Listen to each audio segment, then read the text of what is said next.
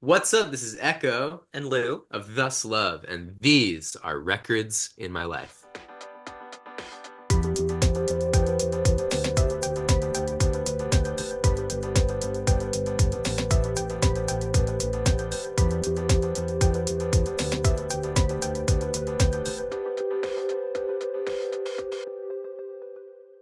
Thank you so much for being on the show. We'll talk. We got to talk good stuff. Music, and is what's important. Thanks for having First of us. all, congratulations on All Pleasure. The album just dropped a little while ago.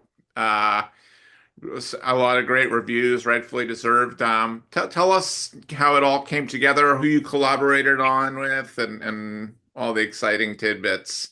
So I, over the course of 2 years, started writing songs post-memorial and demoed them out in my house in Putney, and then shared them with the band, and we essentially just like recorded the songs better again. And everybody embellished their parts. We made changes, alterations. Some of the songs didn't make it. We ended up writing an additional song, which ended up being the title track.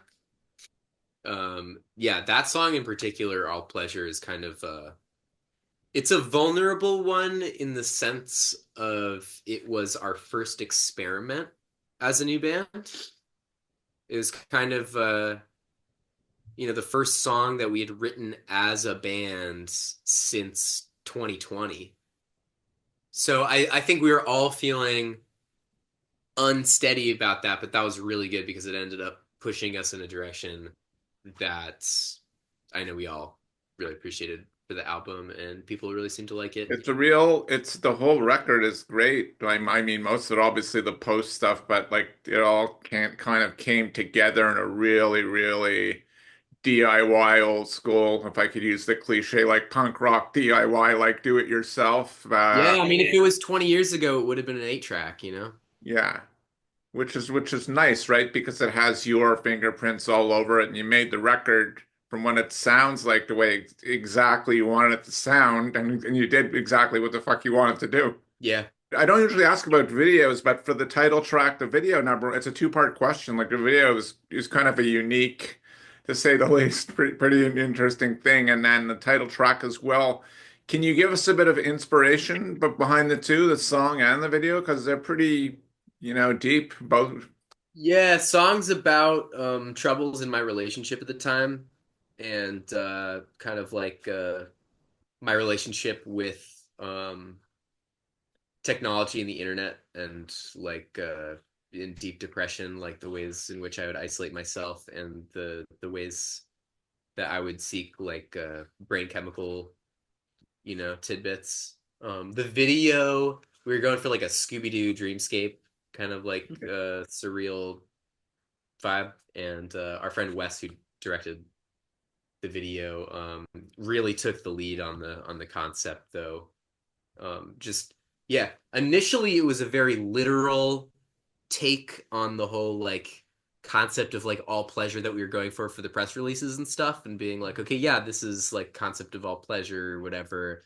And Wes kind of took it literally, and then it ended up kind of getting like shifted slightly towards the like Twin Peaks esque Yeah. Right. dreamscapey fairy vibe. Yeah. Yeah, we definitely leaned more heavily into like the mysticism of that. I feel like the concept started out like very serious and very like face value, Literal. um, which is cool. But yeah, we just wanted to Yeah, got a little less literal, which is make good. it a little more silly, I think. Yeah. It's nice to see something really innovative and refreshing, not to be but it was really enjoyable in the song itself. It seemed like the perfect pairing for it. But yeah. Thanks again, guys, so much. I know everyone's winding down and getting into the holiday thing or whatever, and taking the time to do this. Oh yeah, absolutely. Uh, Actually, this kind of pertains to the video and the last song itself because it's very. What's your give us your favorite soundtrack? I love Ty Segall did this random soundtrack for Whirlybird. That's pretty good. It's like a helicopter like cop movie. I haven't seen it, Mm. but I liked the soundtrack because I was like, oh, this is Ty Segall making a soundtrack. Like that's what it's like. Not that I would hold, not that I try to hold expectations, but it definitely was like, yes, this sounds like Ty Segall doing a soundtrack. Ty I can't also do anything wrong. my second choice would be Trainspotting, just like kind of classic, can't go wrong soundtrack wise. That's Luke? how I discovered Blur, Yeah. actually. Wow. I love that soundtrack. It's such a good soundtrack. I feel like I think my pick, just right off the bat, the only one that I can really like remember right now that I really love is like, okay, I'm a really big fan of like Hans Zimmer. Like definitely like the Blade Runner like 2049 soundtrack. Sure. When we were like recording our first album, Nathaniel would like listen to that in the bathtub a lot. Yeah, true. Like the Um, world's fucking ending. yeah. Yeah, Coming it's up. so interesting, but like I love it. I love that like ambient, like droney, like interesting instruments. Like it's just great. And yeah, it brings me back to those times. It's just like a funny thing for my brain to just like latch onto. I'm just like, Yeah. right, we were in an apartment, they were taking a bath, we were mixing a song. This was like the soundtrack for like maybe like a week period, which was For fun context, the other album that we were listening to was Justin Bieber Changes. yeah, that It's was like a wild the time. two records of that of making memorial. Yeah. We kind of live in crazy, unsettled times politically around the world and all sorts of mad shit going on. And what's a good record to? I mean, Bob Dylan and The Clash sang about it, like Jimmy Cliff. They made great music about educating people about what was going on around them and trying to hope and make some change. What are a couple of good records for you that give you that message? Sinead O'Connor's early stuff, I think, is like pretty essential. Yeah. The like record that literally came to my mind Yeah. is Sea Change by Beck. Great one. Yeah, That's yeah. that's a great one.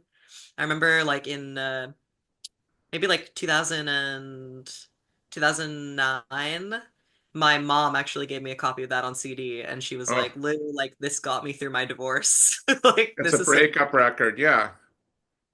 um maybe it doesn't like inspire change, but I feel like that record can kind of like help you like move through like that transitional period. Um, feeling I I love Beck. I love that record. What's the Craigslist ad that brought Thus Love together? What are a couple of records? It's sad. Which I don't know is still around, but Yeah. I'd say probably like 2010s psych rock pop. It's like Ty Segall, Tame Jack Impala, White. Jack White. any Um, record? Can you give us some record titles? yeah, I'd say Inner Speaker. I'd say Lemons or Melted by Ty Segall. Yeah, probably like White Stripes by White Stripes. Mhm. White Blood Cells. White Blood That's the one that I Blood Cells. was Yeah. thinking. Cells. We were all really into the band Preoccupations, but before they changed their band name, I know their previous band name was problematic, but their music was very influential to me. Mm. And we were interested in making dismal post-punk. But then it ended up kind of being like a little heartfelt. Some people get the holiday blues this time of year. It's not for everybody. What's the best record to listen to besides Irving Berlin or any Christmas music? What's the best record to kind of put you in a better mood? Joni Mitchell's Blue. Yeah. You say the word blue. To be Okay. honest, I've been going through some like pretty weird familial and emotional shifts in my life. And something that has been getting me through it is Mannequin Pussy's newest record. That's a Mm. beauty. That shit is as Apple Music likes to Mhm. describe it, is their masterpiece. That's amazing. That's high It praise. really A is. masterpiece. Yeah, I think so. That's I think it's awesome. so well rounded, and I've been watching like interviews with the singer and the bass player. I'm obsessed with Um, their drummer. yeah, and they just like topically, lyrically, sing about shit that's like really resonating right now, super hard with me. Yeah. So yeah, That's awesome. What's a good record? I have to schedule a dental appointment, and I'm a very nervous person. I'm very nervous and angsty in general. I don't like. So what's a good record to listen to and to calm me down while I'm in the chair? Fugazi. Right. Just put on instrument. Just put on instrument on like your phone. There's a free version on YouTube, and just like put that, just like hold that while you're under the knife, you know. Under the I knife. would say the Sounds of Science by Yola Tango. I True. feel like, once the drill is in your mouth, you can't really like differentiate like the drill between like the drony sounds of that one. True. Lou's got the like chill, tranquil music on lock for Yeah. sure. I like almost need it, or else I'll have like a psychotic break. I need to be calm, like soothing music all the time. I have to thank you again for being on Records of My Life. On to the speed round, and then we'll let you guys get out and enjoy the Vermont. What's it, 2:30 there? Yeah. So enjoy the lovely Vermont afternoon. Weed, water, or wine to listen to your favorite record or write. Our future is very much agreed upon that it is water. Beer. Not me, but Coffee with an artist, alive or dead. Sinead O'Connor or Dolly Parton. I'm just picturing maybe like sitting in a coffee shop with like George Michael and like each getting a latte, and like I wonder like that would be kind of like an interesting. I love George Michael. A record of your high school years. Hot Fuss by the Killers is definitely a huge record. My first 2 years of high school. Mine would be Toxicity by System of a Down. Awesome. Words of wisdom for your fans and our audience. Yeah, if you want to be creative, if you are a creative person, learn discipline. And if you are a disciplined person, learn to access creativity.